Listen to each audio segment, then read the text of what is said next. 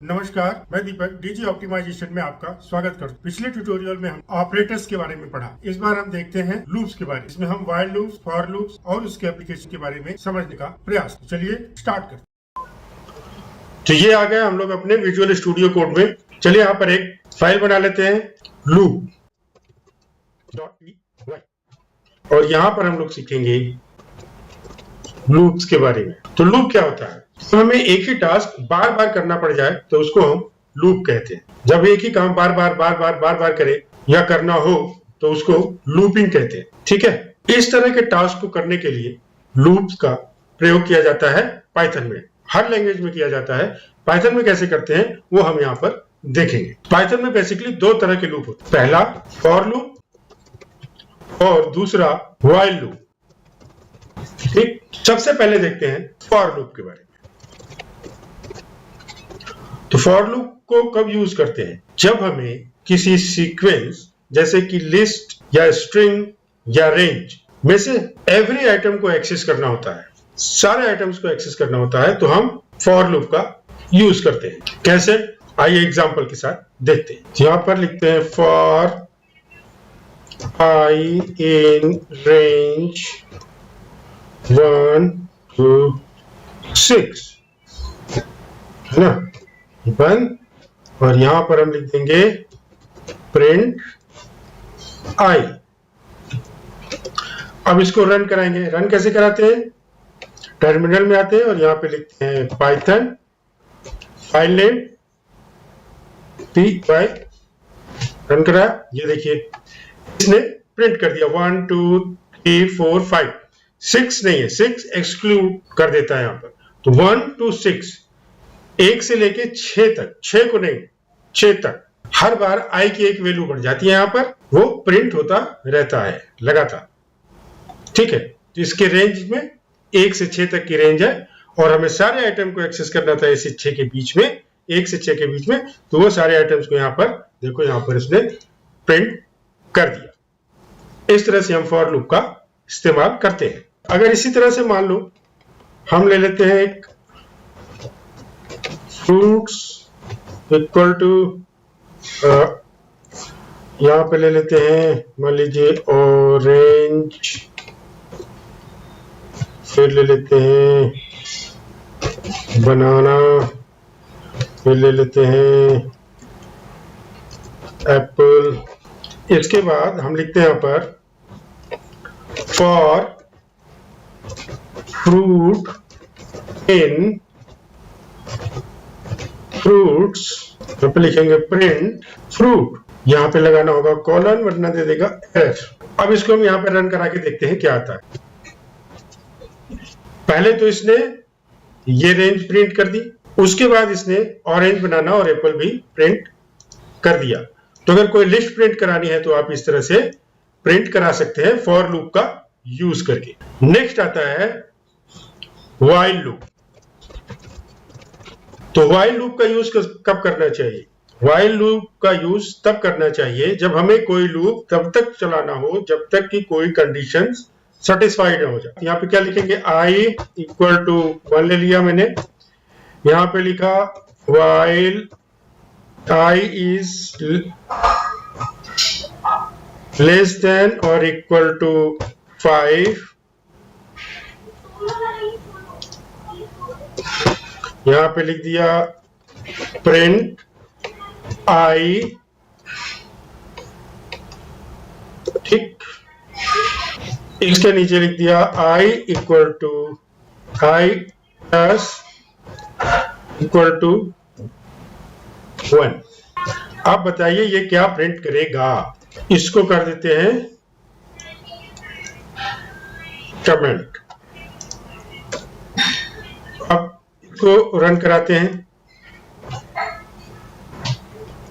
ये देखिए 1 2 3 4 5 इसने प्रिंट कर दिया 1 2 3 4 5। अब समस्या क्या होती है कई बारी कि मान लीजिए ये आपने नहीं लगाया, आई की वैल्यू इंक्रीमेंट नहीं करी आपने, तो क्या होगा? ऐसे कंडीशन में क्या होगा? आप देखो ये 1 प्रिंट करता ही चला जाएगा। अब ये हो गया इनफाइनाइट लूप, ये बंद ही नहीं होने वाला। तो क्योंकि ये कंडीशन कभी सेटिस्फाई नहीं होगी, i 5 से लेस देन ही रहेगा क्योंकि इसकी वैल्यू हम इंक्रीमेंट नहीं कर रहे हैं। हम इस बात को हमेशा ध्यान रखना चाहिए, कहीं वो मेरा लूप इनफाइनाइट लूप तो नहीं हो रहा है। लूप्स के अंदर हम कुछ स्पेशल कीवर्ड्स यूज करते हैं, जैसे कि ब्रेक। तो आइए इन कीवर्ड्स के बारे में देख लेते हैं। कीवर्ड्स इन लूप्स, पहला देख लेते हैं हम लोग।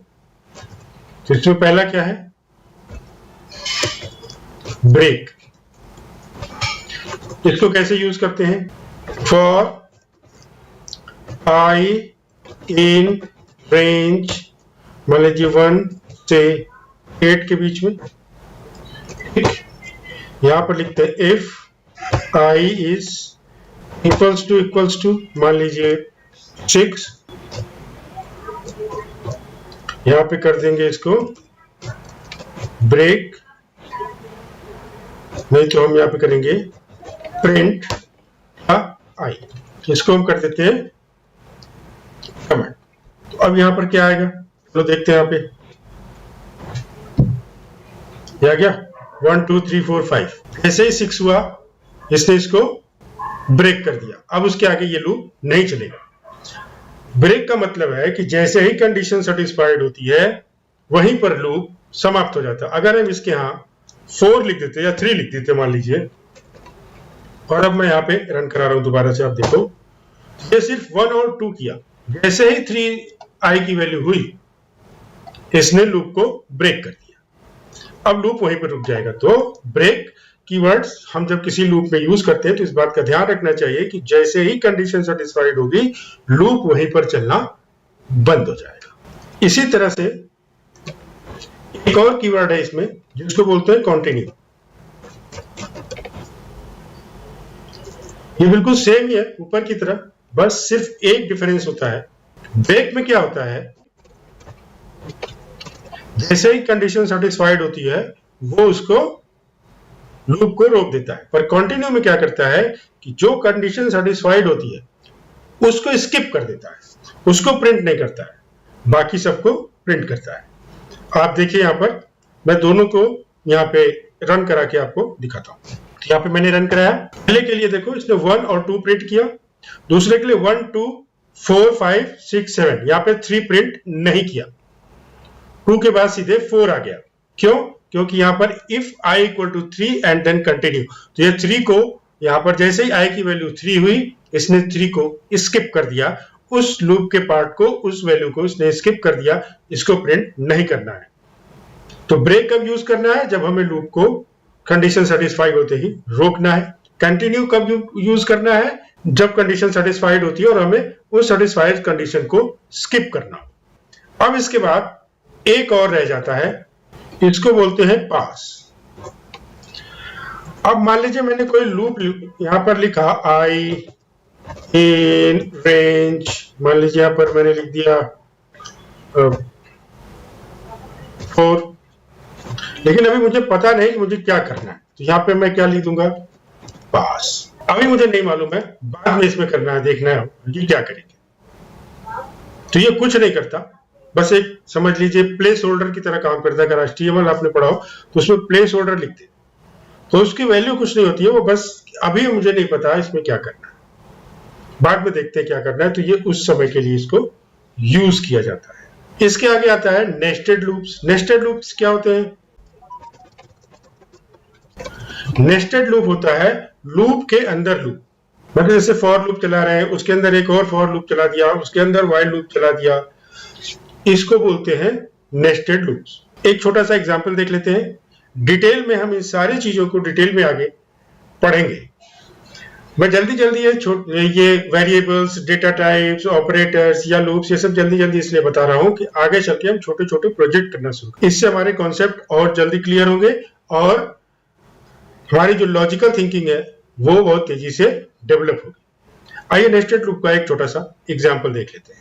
यहाँ पे ले लिया for i in range 1 to 4, उसके अंदर एक और लूप ले लिया for j in range 1 to 4, और यहाँ पे कर दिया प्रिंट i और j। तो एक फॉर लूप के अंदर एक दूसरा फॉर लूप ले लिया, तीसरा भी ले सकते हैं, चौथा भी ले सकते हैं, डिपेंड करता है कि हमें क्या रिजल्ट चाहिए। और इस तरह से जब हम लूप के अंदर लूप लेते जाते हैं तो उसको बोलते हैं नेस्टेड लूप्स। इसको भी हम लोग एक बार रन करा के देख लेते हैं। देखिए आप, पहले में प्रिंट किया 1 1 क्योंकि दोनों की वैल्यू 1 है, फिर 1 2 1 3, फिर 2 1 2 2 2 3, फिर 3 1 3 2 3 3। इस तरह से होता है नेस्टेड लूप। आई होप कि आप लोगों को लूप के बारे में क्लियरिटी मिल गई होगी, एक क्लियर पिक्चर मिल गया होगा। डिटेल में हम लोग आगे पढ़ते रहेंगे, प्रोजेक्ट करते रहेंगे, जिससे कि ये कॉन्सेप्ट और क्लियर होगा। अगर आपका कोई क्वेश्चन है तो आप मुझसे अवश्य कमेंट बॉक्स में पूछें। मिलते हैं अगले चैप्टर।